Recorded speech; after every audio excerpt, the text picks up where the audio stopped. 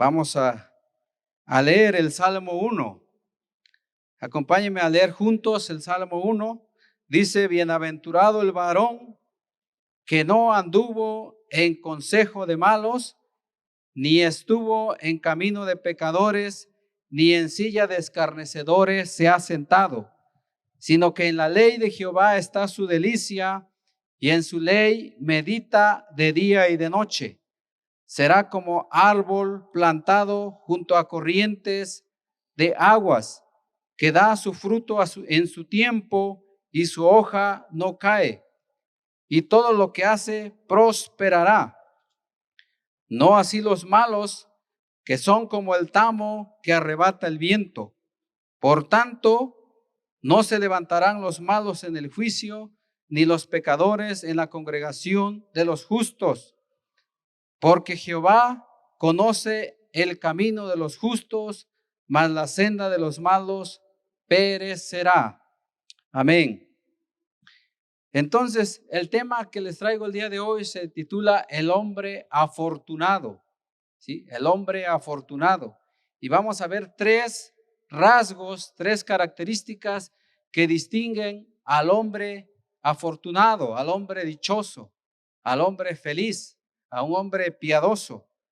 De hecho, en este salmo vemos un contraste entre el hombre justo y el hombre injusto, entre el hombre malo y el hombre bueno, entre el hombre pecador y el hombre santo.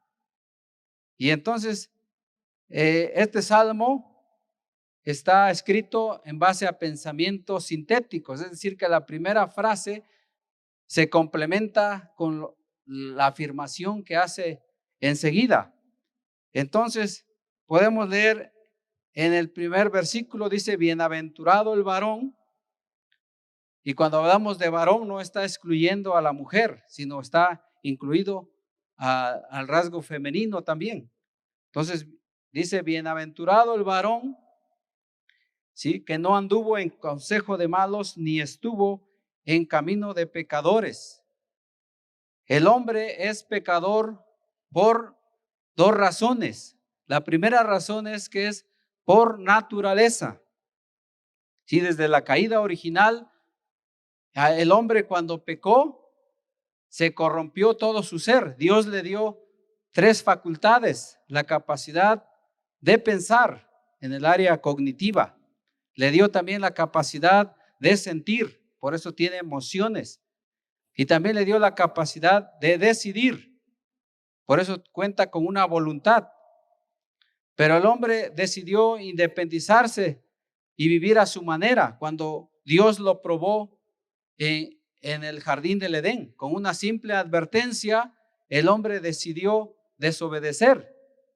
Por eso también el hombre, todo el ser humano, es pecador por voluntad, por naturaleza, porque se transmite el pecado a través de generación en generación, a través de la genética, pero también por voluntad, porque el hombre se ha decidido rebelar en contra de la voluntad de Dios.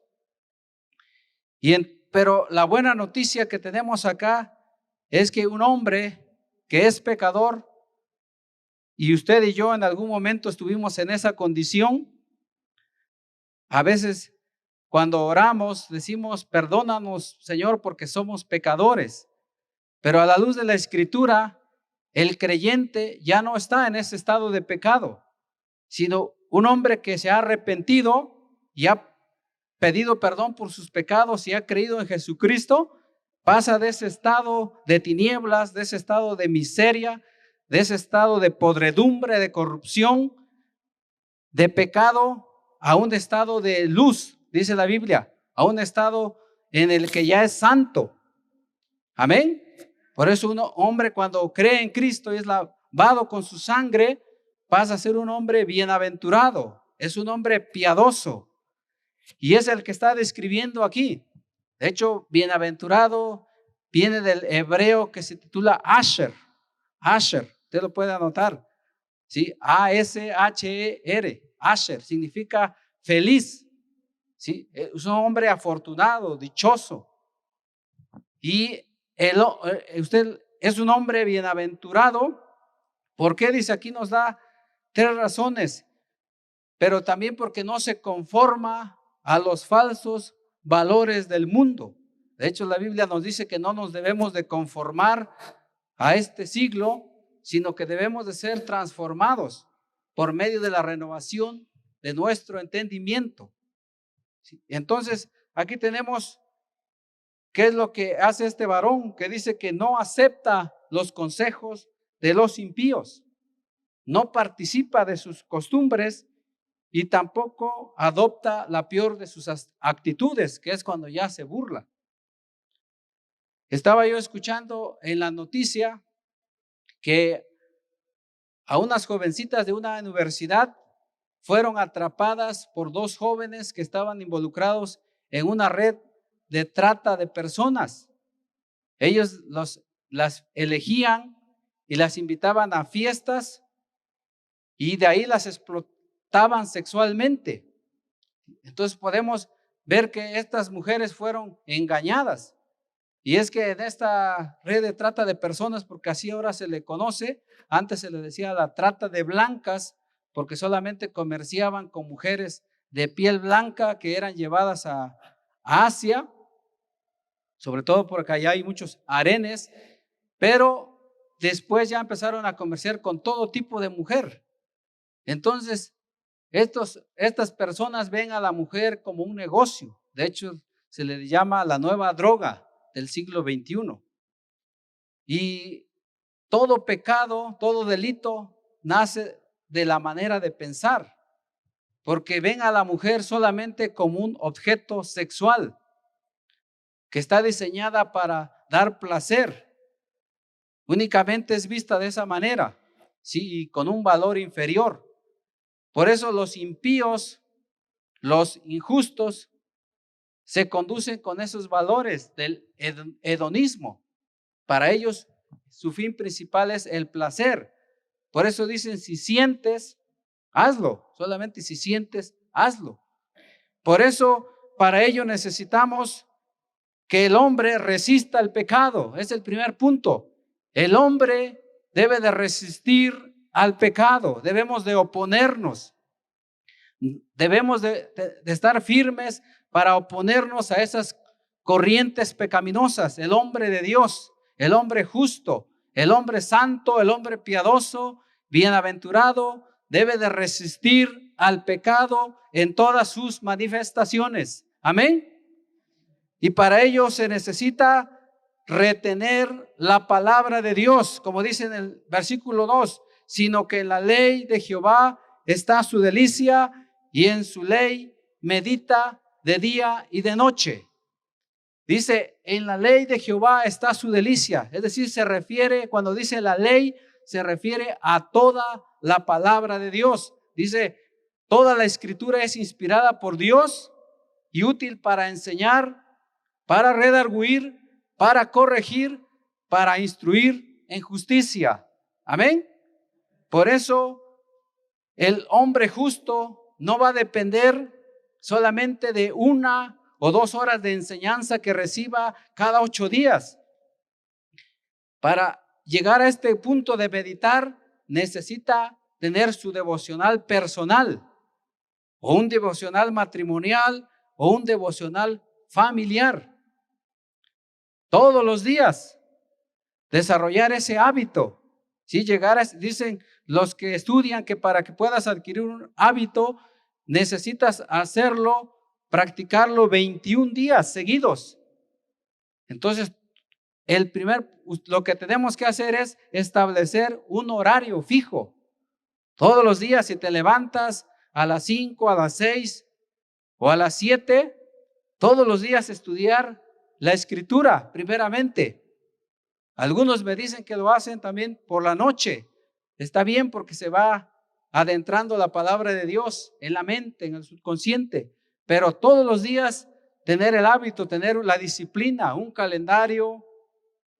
Porque algunos dicen, yo nada más escucho las reflexiones, ¿sí? Pero no es lo mismo como que cada quien medite en la escritura, ¿sí? Para ello, dice, primero lo tenemos que leer, después repetir. ¿sí? Repetir 2, 3 veces hasta llegar al punto de memorizarlo. Y una vez que lo tengamos memorizada la escritura y los pasajes, entonces sí podemos llegar al punto de la meditación. Porque puedes hacerlo mientras estás haciendo otra ocupación. O si vas caminando, vas viajando, estás haciendo un quehacer doméstico o un trabajo en la que no se requiere usar mucho el razonamiento y que es de manera mecánica, ahí puedes tú pensar a propósito. Algunos dicen, usa la frase, quiero pensar. Entonces yo lo interpreto como decido pensar. ¿Cuántos pensamientos nos vienen a la cabeza durante el día? Miles de pensamientos.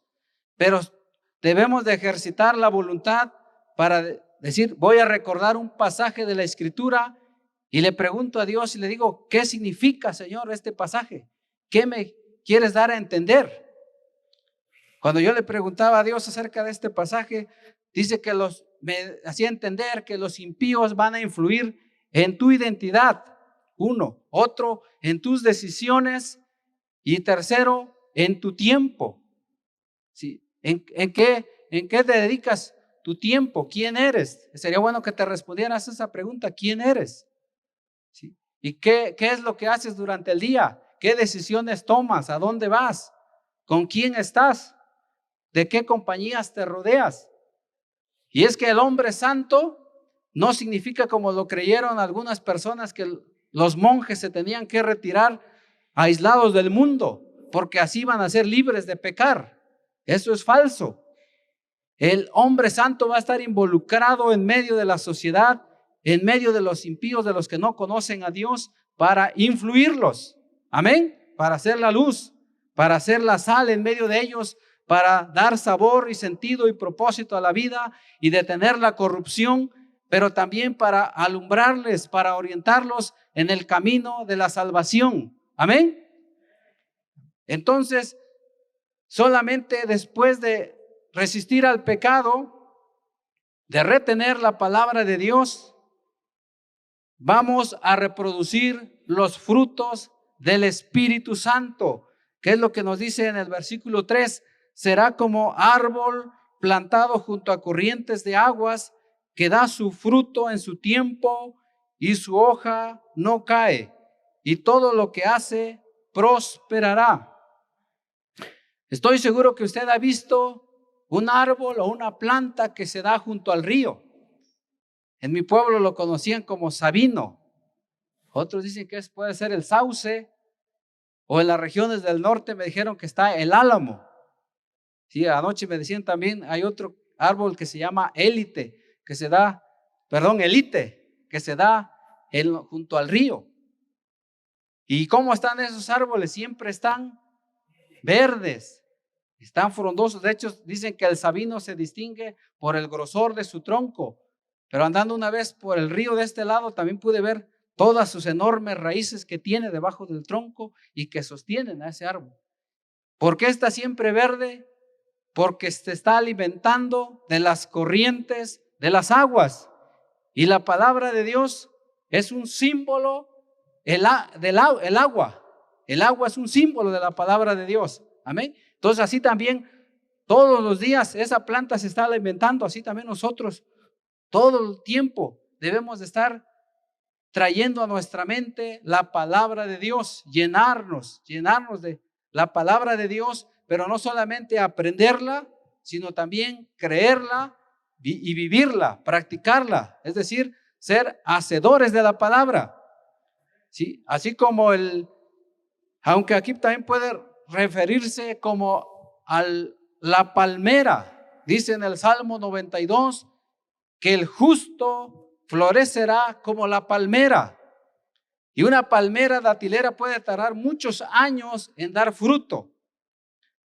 No sé cómo se encuentra tu condición espiritual y tal vez tú dices, pues no veo que haya cambios en mi vida, no hay mejoras, no me transformo, no me pasa nada, pero la palmera es un símbolo del hombre justo, del hombre piadoso, porque puede pasar años y muchos años hasta que dé fruto, pero conserva su tronco, en su tallo, la pureza de que esté blanco, ¿sí? Entonces el justo florecerá como la palmera. Ahí donde Dios te ha plantado debes de florecer, ¿sí? Debemos de florecer ahí donde Dios nos ha puesto, no estar de un lado para otro o de iglesia en iglesia o decir, no, pues aquí ya no me gustó, sino ahí donde Dios te ha plantado, en la iglesia, en el trabajo, en la familia, donde estás ahora, vas a florecer,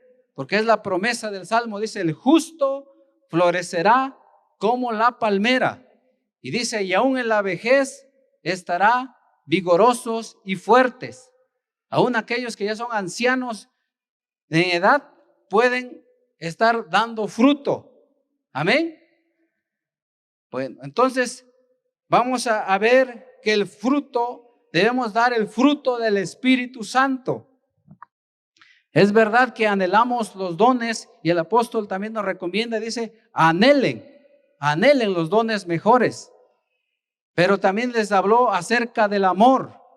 Dice que dedicó todo un capítulo para hablar a la iglesia acerca del amor. Sí, porque dice, si yo hablase lenguas humanas y angélicas, y si entiendo todos los misterios y tengo toda la fe, y aún si entrego mi cuerpo para ser quemado, pero no tengo amor, nada soy. Me impactó el testimonio que leí de un hombre llamado David Wilkerson. Dice que este hombre era un ministro en Pensilvania y Dios obró en él cuando él vio una revista y vio cómo unos pandilleros mataron a un niño.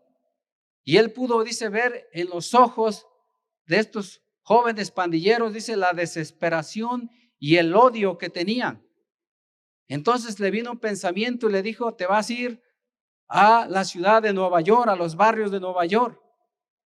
Entonces él se preparó y se fue a ese lugar a donde estaba la pandilla conocida como los Mau Mau. Y llegó con el jefe de la pandilla y lo saludó amablemente, pero dentro del grupo había un varón llamado Nicky. Y él le dijo, ¿qué tal? ¿Cómo estás, Nicky? Y este hombre lo ignoró y se acercó más y le dijo, sé que te caigo mal, pero le dijo, el Nicky le dijo, váyase al infierno, predicador. Y le dijo, si se da un paso más y se acerca a mí, lo mato. Pero la respuesta que me impactó de David Wilkerson, que dijo, aunque tú me mates y derrames todos los pedazos de mi cuerpo tirados, cada pedazo te seguirá amando.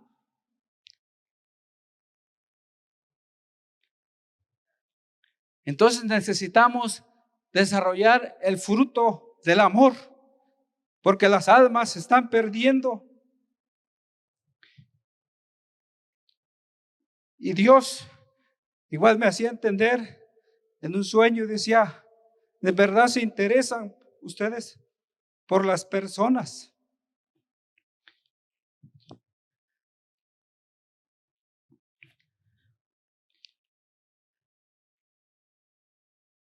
Entonces la gente cuando vea el amor que nos tenemos entre nosotros, va a ser atraída, a los pecadores van a ser salvos. Cuando vean que entre nosotros nos amamos y nos perdonamos. Porque el fruto del Espíritu Santo habla del carácter del hombre, de su esencia. Dice en el versículo 4, no así los malos, que son como el tamo que arrebata el viento. Que Dios nos libre de ser cristianos nominales. Escuché también la anécdota de un hombre, de un evangelista que le dijo a un hombre que se fue a trabajar a un campo maderable y le dijo, ten cuidado porque en ese lugar no quieren a los cristianos, vas a ser perseguido. Y él le dijo, yo lo sé, pero yo necesito el trabajo. Y entonces este hombre estuvo trabajando ahí, talando los árboles durante un año, y al pasar el año le fue a decir: ¿qué pasó? ¿Cómo te va? ¿Cómo te trataron porque eres cristiano? Y él les dijo: ni siquiera saben que soy cristiano. Entonces, que Dios nos libre de escondernos, de no mostrar quiénes somos cuando estamos entre la familia, entre nuestros vecinos, entre los compañeros de trabajo. Porque así también puede ser, más daño hace una persona que se profesa ser creyente, que profesa ser cristiano, pero con sus hechos dice otra cosa. Como dice la Escritura, es piedra de tropiezo. Por eso seguimos leyendo, y la Escritura dice: por tanto, no se levantarán los malos en el juicio, ni los pecadores en la congregación de los justos. Es verdad que Dios ha guardado silencio ante el pecado del hombre muchas veces, pero también en la Escritura encontramos que Dios ha derramado juicio y ha dado un escarmiento a las personas que han caído en el pecado por el amor al mundo, como la esposa de Lot, que fue petrificada, convertida en sal. Dios castigó la fornicación y la lascivia, la inmoralidad sexual. También la rebelión con el pueblo de Israel, la murmuración, la incredulidad, la codicia. Y en el Nuevo Testamento nos narra en el primer caso de la iglesia primitiva, cuando estaba empezando a fundarse, la severidad del pecado ante Dios cuando derrama juicio en un matrimonio, en Ananías y Zafira, que quisieron engañar a Dios, a la iglesia, a través de la mentira. Cayeron muertos al instante. Pero estos han sido juicios temporales. Todavía Dios ahora está como un Salvador, como un Redentor. Jesús está con sus brazos extendidos, que nos recuerdan que Él fue a la cruz del Calvario y que al ser clavado sus manos y sus pies derramó hasta la última gota de sangre. Y porque estamos en la dispensación de la gracia, todavía Él dice: vengan a mí. Todavía Él está haciendo ese llamado de gracia, pero viene un tiempo de juicio final. En Apocalipsis capítulo 20. Apocalipsis capítulo 20, 11 al 15 dice: y vi un gran trono blanco y al que estaba sentado en él, de delante del cual huyeron la tierra y el cielo, y ningún lugar se encontró para ellos. Y vi a los muertos grandes y pequeños de pie ante Dios, y los libros fueron abiertos, y otro libro fue abierto, el cual es el libro de la vida, y fueron juzgados los muertos por las cosas que estaban escritas en los libros, según sus obras. Y el mar entregó los muertos que había en él, y la muerte y el Hades entregaron los muertos que había en ellos, y fueron juzgados cada uno según sus obras.